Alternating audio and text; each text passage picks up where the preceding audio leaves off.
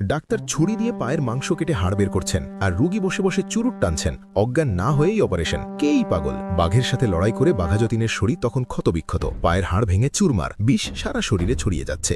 জঙ্গলের মধ্যে তাঁবুতে ডাক্তার এলেন, কিন্তু সমস্যা একটাই, ডাক্তারের কাছে ছুরি কাঁচি আছে কিন্তু অজ্ঞান করার ওষুধ বা অ্যানেস্থেসিয়া নেই। ডাক্তার বললেন, অজ্ঞান না করে এই অপারেশন অসম্ভব, আপনি ব্যথায় হার্ট ফেল করবেন।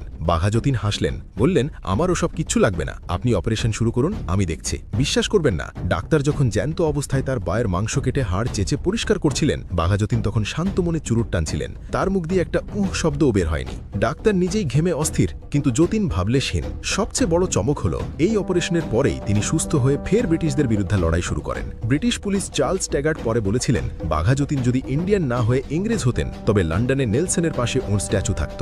বাঘের চেয়েও ব্রিটিশরা এই ডাক্তার ছুরি দিয়ে পায়ের মাংস কেটে হাড় বের করছেন আর রুগী বসে বসে চুরুট টানছেন। অজ্ঞান না হয়েই অপারেশন। কেই